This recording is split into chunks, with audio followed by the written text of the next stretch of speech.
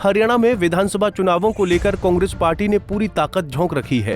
कांग्रेस के बड़े बड़े नेता मैदान में उतर गए हैं, जिसके तहत कांग्रेस सांसद दीपेंद्र हुड्डा की हरियाणा मांगे हिसाब यात्रा गोहाना पहुंची और इस दौरान दीपेंद्र की यात्रा में जन सैलाब उमड़ पड़ा। दीपेंद्र की यात्रा में हजारों लोग कांग्रेस के झंडे ले पहुंचे और इस दौरान सोनीपत से लोकसभा सांसद सतपाल ब्रह्मचारी भी मौजूद रहे। यात्रा के दौरान दीपेंद्र हुड्डा को गदा भेंट करते हुए युवाओं ने स्वागत किया और मीडिया से बातचीत में दीपेंद्र हुड्डा ने न केवल कांग्रेस राज के काम गिनाए बल्कि भाजपा सरकार से हिसाब मांगते हुए जमकर घेरा। आज गोहाना के अंदर इतनी बड़ी संख्या में जिस भावना से लोग उमड़ के आए थे, वो साफ संकेत है कि बीजेपी की सरकार जारी है और हरियाणा में बड़े बहुमत के साथ कांग्रेस पार्टी की सरकार आ रही है। हरियाणा सोनीपत जिला की बार मंत्री ने मुख्यमंत्री चुनने का काम करेगा, आपने बयान सोनीपत में दिया था। बिल्कुल, ये बिल्कुल सही बात है।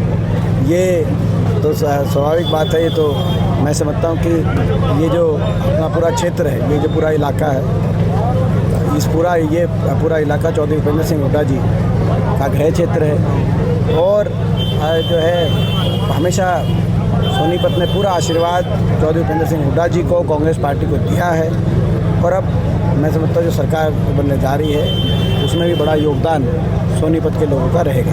आपकी जिस तरह से यात्रा निकली उसके बाद जो आपके कांग्रेस के लोग हैं वो ये कहने का काम करेंगे आपकी यात्रा के बाद बीजेपी एकदम से बौखला गई है, हिसाब देना नहीं चाहते और चुनाव जो है समय से पहले। सही बात है। आप बताओ, जब से हमारी यात्रा शुरू हुई है और जब हमने सवाल पूछा है कि भाजपा हरियाणा मांगे हिसाब, और हम तो 10 साल का हिसाब तो देना ही चाहिए किसी भी सत्ता पक्ष को। प्रजातंत्र का ये रीति और नियम है कि सत्ता पक्ष हिसाब दे और विपक्ष और जनता हिसाब मांगे। तो ऐसे हमने हिसाब मांगा है। भाजपा में जो बौखलाहट दिखाई दे रही है, बीजेपी तिलमिला सी गई है, वो इस बात का प्रतीक है कि बीजेपी ने कुछ काम ही नहीं कराया। सोनीपत में एक काम बता दे बीजेपी कराया, हम अपने काम बता रहे हैं। हमारे समय आपको याद होगा सोनीपत में 6 तो यूनिवर्सिटी बनी, राजीव गांधी एजुकेशन सिटी अलग से, कानपुर में महिला यूनिवर्सिटी अलग से, छोटूराम यूनिवर्सिटी मुरतल में अलग से, नेशनल लॉ बाबा Saheb Bhimrao Ambedkar national law university, NIFTEM जिसको यूनिवर्सिटी का स्टेटस था, भारत सरकार की जो एक यूनिवर्सिटी का स्टेटस था जिसको मिला प्राप्त है। प्राइवेट यूनिवर्सिटीज़ अलग से हमने बहुत सी लेके आए क्योंकि सोनीपत को हम शिक्षा का एक हब के रूप में विकसित करने की जो हुड्डा साहब की सोच रही, जिसमें जिंदल यूनिवर्सिटी थी, जिसमें अशोका यूनिवर्सिटी थी, ऐसे जो नामी university, SRM university, IIIT Indian institute of information technology जो भारत में केवल 7 है, वो एक सोनीपत के अंदर उस समय आ पाया। रेल की लाइन से गोहाना और सोनीपत जुड़ा, जींद गोहाना सोनीपत रेल की लाइन से दिल्ली से सीधा ये क्षेत्र जुड़ा। मेडिकल कॉलेज बना, हॉस्पिटल बना कानपुर के अंदर। सोनीपत के अंदर ये जो शैक्षणिक संस्थाओं की मैंने केवल बात की अभी, ये आने वाले समय में कितनी पीढ़ियों तक जो है लाभान्वित करेंगे सोनीपत के और प्रदेश के लोगों का आप अंदाज़ा लगा सकते हैं। बीजेपी ने क्या किया, एक काम बताए, तो ये हिसाब की बात होती है। हम आज भी अपना हिसाब दे रहे हैं और बीजेपी से हिसाब मांग रहे हैं कि कोई एक कॉलेज खोला हो, कोई एक स्कूल खोला हो। उस समय सारे नेशनल हाईवे में नोटिफाई हुए, ये सारे नेशनल हाईवे 334B की बात हो, जींद गोहाना सोनीपत की बात हो, सोनीपत खरखौदा झज्जर होते हुए बारडा दादरी इलाहाबाद तक बात हो, ये 334B, ये सारे नेशनल हाईवे 2014 से पहले नोटिफाई हुए। क्या लगता है मीडिया की जनता से बात होती है, जनता तो ये सारे काम हुए। अब बीजेपी ने क्या काम किया, बीजेपी बताए 10 साल में हमने हमारे तो, और बीजेपी ने काम बिगाड़ा बल्कि, क्योंकि हमारी ये चौगापे में रेल कोच फैक्ट्री आनी थी, full fledged rail coach factory, repair workshop नहीं, जो ये गन्नौर में जो लेके गए हैं वो उसकी बजाय वो रेल कोच फैक्ट्री जो हमारी आनी थी, जो बड़ी परियोजना थी। कपूरथला के बाद दूसरा यहाँ रेल कोच फैक्ट्री लगती, वो तो चलेगी बनारस में, और यहाँ पे आ गई रिपेयर वर्कशॉप। ये तो वही है कि मारुति की फैक्ट्री हो एक और एक मारुति की रिपेयर वर्कशॉप। आप रिपेयर वर्कशॉप बनवा के झुंझुनू पकड़ा दिया सोनीपत के, तो इन्होंने तो काम बिगाड़ पटरी से उतारा। दीपेंद्र हुड्डा की हरियाणा मांगे हिसाब यात्रा बीती शाम को गोहाना विधानसभा में पहुंची, जहां बड़ी संख्या में कांग्रेस कार्यकर्ताओं और समर्थकों ने दीपेंद्र हुड्डा का जबरदस्त स्वागत किया। दीपेंद्र हुड्डा ने इस दौरान भाजपा द्वारा मुख्यमंत्री का चेहरा बदलने पर भी प्रतिक्रिया दी और कहा कि भाजपा ने मुख्यमंत्री बदलकर ओबीसी का वोट बैंक हथियाने की कोशिश की है। मगर भाजपा सरकार के 10 सालों में हर वर्ग इतना परेशान हो गया है कि अब भाजपा को कोई भी पैतरा उसके काम नहीं आने वाला। देखिए, हर वर्ग का साथ समर्थन आपने देखा होगा लोकसभा चुनाव में हमें मिला और विधानसभा में मिलने जा रहा है। हर वर्ग बदलाव चाहता है और भारतीय जनता पार्टी की 10 साल के कुशासन से जनता का हर वर्ग त्रस्त है। चेहरे बदलने से नहीं, अब लोग सरकार बदलने का मन बना चुके हैं। आम आदमी पार्टी का कहना है कि जो कांग्रेस को 5 सीट जीतने का घमंड है वो विधानसभा चुनाव में टूट जाएगा। ये क्योंकि हमारी आम आदमी पार्टी क्योंकि वो हमारे समर्थन के कारण 5 सीटें किसने कहा है? अनुराग ढांडा आया था भी, उसने बोला था। ये देखिए, मैं समझता हूँ कि इनके जो प्रदेश अध्यक्ष है और अधिकृत जो व्यक्ति है वो सुशील गुप्ता जी है।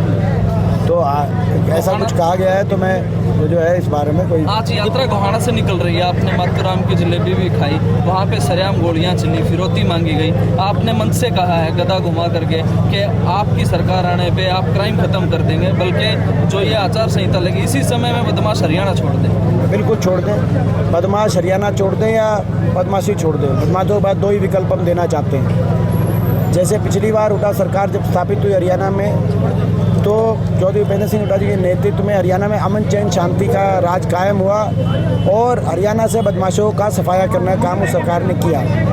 और अभी भी हम ये कहना चाहते हैं कि आज भारत सरकार के आंकड़े दर्शा रहे हैं, ये हमारे आंकड़े नहीं हैं, ये भारत सरकार गृह मंत्रालय के नेशनल क्राइम रिपोर्ट ब्यूरो के अनुसार देश में सबसे ज़्यादा क्राइम आज हरियाणा में नंबर 1। देश में सबसे ज़्यादा फिरौतियों के मुकदमे हरियाणा में दर्ज हुए देश पिछले वर्ष 1 साल। सबसे ज़्यादा अपहरण के मुकदमे हरियाणा में दर्ज हुए।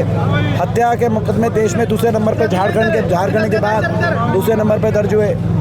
महिलाओं के ऊपर अपराध के सबसे ज़्यादा मुकदमे दर्ज हुए। दलितों के ऊपर अत्याचार के जो मुकदमे थे 2014 के मुकाबले 3 गुना पिछले वर्ष दर्ज हुए।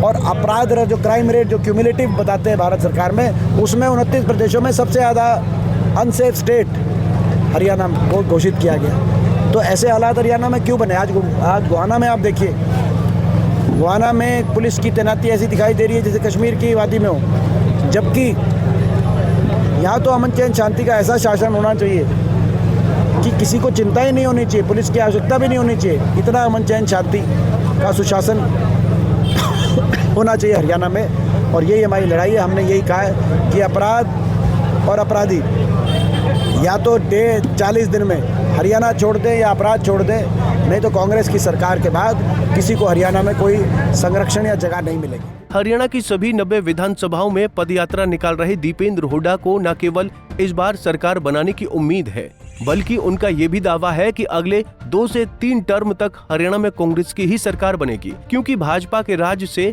जनता बेहद परेशान हो गई है। तो मैं कह रहा हूँ कि प्रचंड बहुमत से सरकार बनेगी कांग्रेस की। 5 साल, ये बात सही है, वो कह रहे हैं 5 साल नहीं चलेगी, अगले कई टर्म तक। सुनो, अगले कई टर्म, ये 1 टर्म के नहीं बनेगी कांग्रेस सरकार। लोग इतने दुखी हो गए बीजेपी से कि लोग अब कह रहे हैं कि जो सरकार बनेगी कांग्रेस की वो अगले 2-3 टर्म वो सरकार कम से कम चलेगी। तो ये लोगों की भावना हरियाणा की। रंजीत चोटाला नाराज नजर आ रहे हैं बीजेपी से, ये तो भाजपा के कांग्रेस में आने की बात सुनने में आ रही है कि कांग्रेस ज्वाइन कर रहे हैं। देखिए, ये तो भाजपा के अंदर की बातें हैं। भाजपा के सारे नेता अंदर से उनकी क्या भावनाएं हैं वो आपने लोकसभा चुनाव में भी देख लिया था। अगर यदि भीतरघात की अगर FIR किसी के मुकाले पे कटी गई तो बीजेपी के मुकाले पे भीतरघात की FIR कटी गई। आपने देखा, रंजीत चोटाला जी से पूछो कि हिसार में किस किसने साथ दिया, मोहन बडोली जी से पूछो सोनीपत में कौन से बीजेपी के विधायक ने उनका साथ दिया नहीं दिया। आप अरविंद शर्मा जी से पूछो रोहतक में किसने साथ दिया नहीं दिया। आप पूछिए धनखड़ साहब से वो क्यों किस गुटबाजी के शिकार साबित हुए। आज धनखड़ साहब जो इनके प्रदेश अध्यक्ष थे, मेहनत कर रहे थे, आज उनको जो है मैं समझता हूँ। तो आप उन सबसे पूछिए, गुटबाजी और भीतरघात की अगर घटनाएं हो रही हैं तो भाजपा में हो रही है। दीपेंद्र सिंह हुड्डा ने इस मौके पर इनेलो और जजपा को वोट कटवा और भाजपा की बी टीम करार दिया। उन्होंने कहा कि लोकसभा चुनाव में ये दोनों पार्टियां नोटा से भी पीछे रही हैं और विधानसभा चुनाव में भी भाजपा के इशारे पर सिर्फ कांग्रेस का वोट काटने का काम करेंगी। गोहाना से सुनील जिंदल, पंजाब केसरी टीवी। हमसे जुड़े रहने के लिए हमारे YouTube चैनल को सब्सक्राइब करें और नई वीडियो की नोटिफिकेशन के लिए बेल आइकॉन को दबाएं। अगर आप ये वीडियो Facebook पर देख रहे हैं तो लाइक जरूर करें और ज्यादा से ज्यादा शेयर करें। धन्यवाद।